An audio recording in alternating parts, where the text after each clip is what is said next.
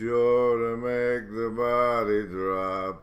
One stop shop for where we go. What? Remember, everybody, keep learning and live.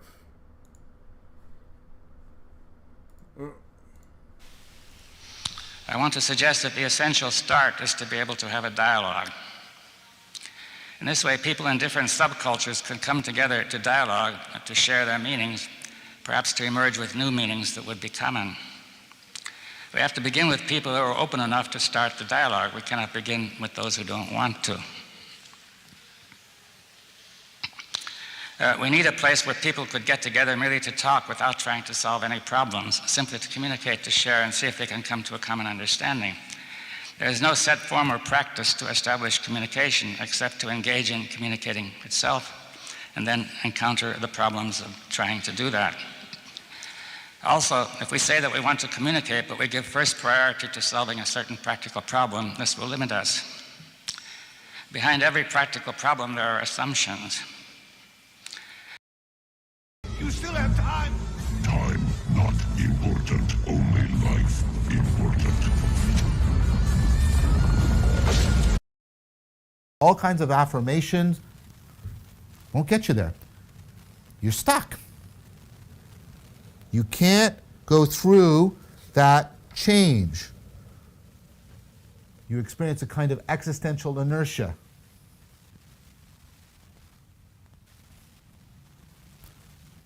People often enter therapy for exactly this reason.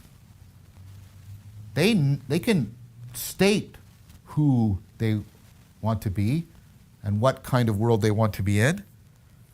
They can imagine it. They can make inferences of what it would be, right, like if they were there. They can deeply want to be there. But they don't get there. They stay stuck. Because you didn't come here to make the choice. You've already made it. You're here to try to understand why you made it. Because you didn't come here to make the choice. You've already made it. You're here to try to understand why you made it. A couple of the people that are amongst the most powerful people in the world in terms of high finance have basically quoted almost all of this to me verbatim in conversations as how they see the world. And they said, either, like basically apex predators define the topology of the space. And so either you're the apex predator or somebody else is, but the apex predators are going to be the one who run shit. And if you don't like that, you just won't be one of the ones who run shit. One of the guys said pretty directly, all animals are either predators or prey. And predators don't feel bad when they kill prey. And if you feel bad when the prey humans die, then you just said what kind of animal you are, and that animal doesn't run the world. When I was a Waldorf teacher, right, for 16 years, it's one of the wonderful things that I loved about that job is that it allowed me to introduce kids to phenomenology. I didn't think of it in those terms, but it's a very different experience from running into a snake in the forest than seeing a video on it, right? When I was a Waldorf teacher, right, for 6. It's hupomene. That is the best in my book. It's probably spelled Hy, but whatever. But it's I like the poem. It means to stay under the pressure, and it's the pressure of the wine press until delivered. And then that produces faith, and the faith produces character.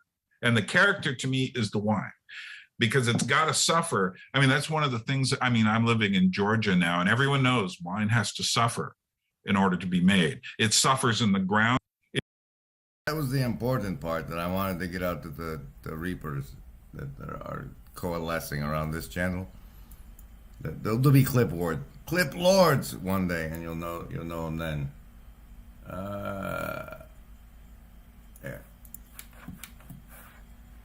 See, right here, look.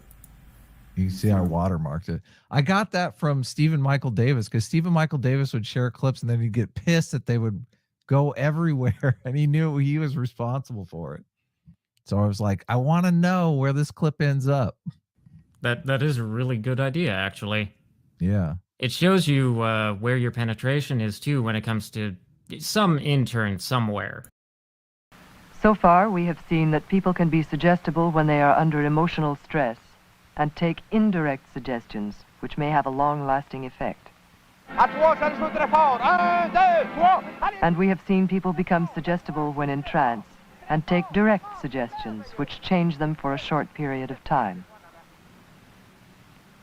Now we will look at techniques which can be used to go much further, to change a person's fundamental belief system. So, and what we do in this internet sea, like pirates.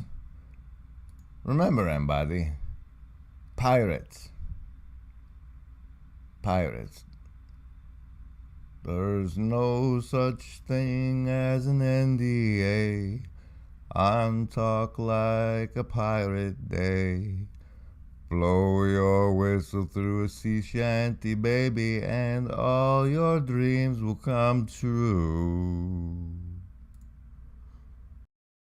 The truth is, if you want to have an open, honest debate about the most pressing issues we're faced with as a nation, a college campus is the very last place you're likely to find it.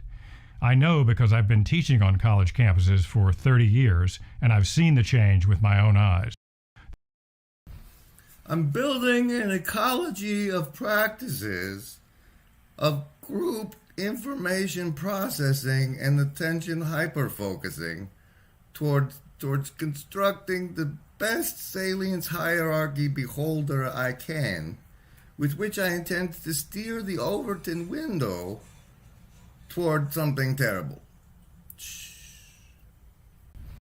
As the tempo changes with each key, you have to hit it at the right spot. So here's the C.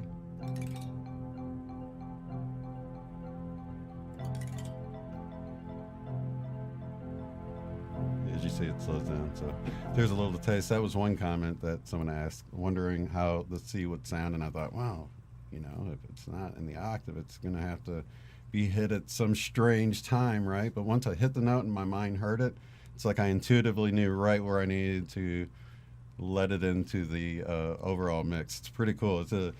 I'm glad. Thanks for the question, because it was.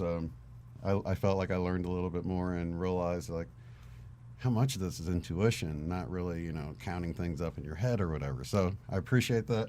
The other one was to hear Close Encounters of the Third Kind, the little thing.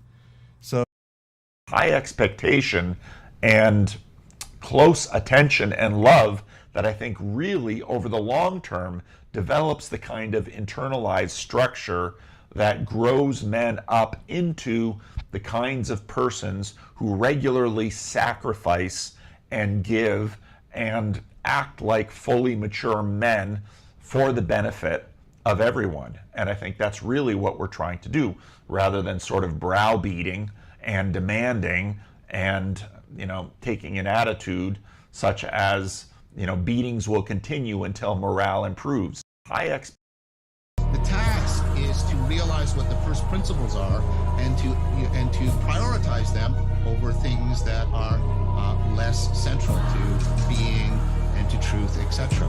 And so, and I think of that as the virtue of reverence, and I think reverence is to properly realize the relevance of something that should be given a priority, even over yourself. The internet is like a monster. The internet is like a being that lives through attention. The internet is like a monster. The internet requires our attention to exist. The internet is like a monster. What we see aren't facts or objects. We see meanings. So, for example, now think about that with respect to Dr. P. Think about that with respect to the village and the god and what the missionary cannot see. Think about that with respect to the twins and 111 and prime numbers. They're seeing meaning. 6-month-old who crawls towards a vision. A little bit of a didgeridoo here at the end, maybe.